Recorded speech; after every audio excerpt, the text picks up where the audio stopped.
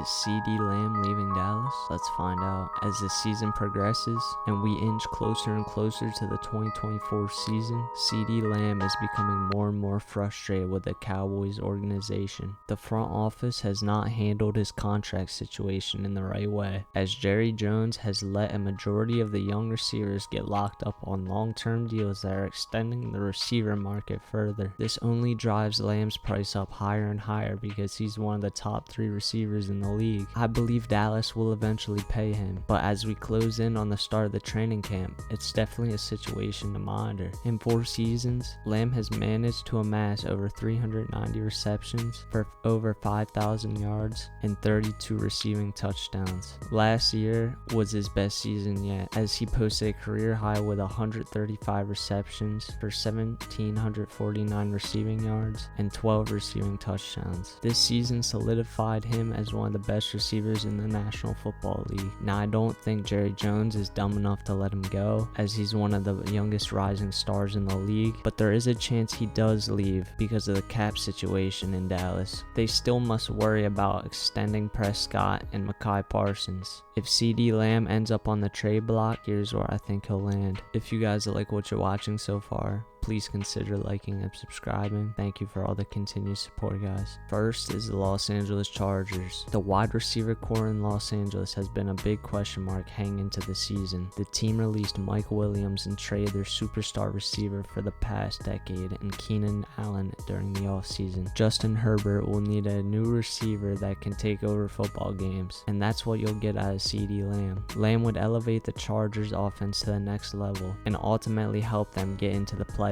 Lamb would make an immediate impact on the roster and would be a key player from day one. Herbert and Lamb's chemistry would be through the roof, and he would have over 1,000 receiving yards every season if he could stay healthy. This would give Herbert a valuable weapon for half a decade if they would be willing to work something out with the Dallas Cowboys. It would be a pricey trade for the Chargers, but it's worth it if you're building a team for the future. Next, we have the New England Patriots. Wide receiver is a major need for the New England Patriots. With rookie quarterback Drake May coming in, they will need to bolster up their position for him so he has some weapons to throw to. Drake May cannot feel confident in a group consisting of Kendrick Bourne, Demario Douglas, and Jalen Polk. At the end of the day, this cannot be your top 3 receivers for your quarterback if you want to see him succeed. This can easily stunt Drake May's growth by surrounding him with no talent at all. The New England front office can use their draft capital and get May a long-term weapon that is known to be a top receiver in the league, while the Dallas Cowboys get draft capital to build their roster for the future, get younger, and cut down their cap salary. New England has not had a true number 1 receiver since the Randy Moss era. I feel like New England is a dark horse team to trade for Lamb. Now with a new head coach, they could be going a completely different direction with the football team. Lastly, the Denver Broncos. Much like the Patriots, the Broncos are hoping to have their long-term quarterback solution in rookie quarterback Bo Nix. Denver wants to surround Nix with the best roster possible to give himself a chance to break out in the NFL and make a name for himself. The Broncos could easily offer Dallas a combination of Courtland Sutton and draft capital to make this deal happen. Cowboys would have a burden off their shoulders in trying to re-sign Lamb to a long-term deal that hurts their salary capital and gives them draft picks instead so they can reconstruct their roster. I feel as if this is a win for both sides. All in all, I think if Dallas keeps CeeDee Lamb,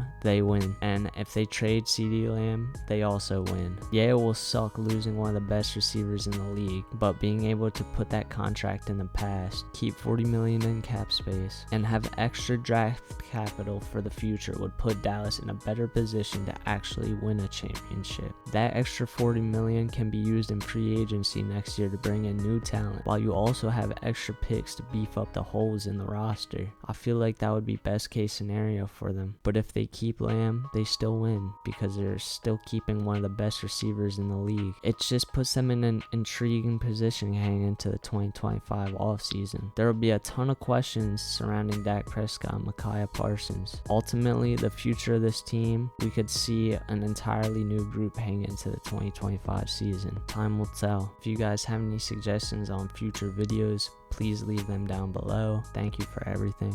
Peace out.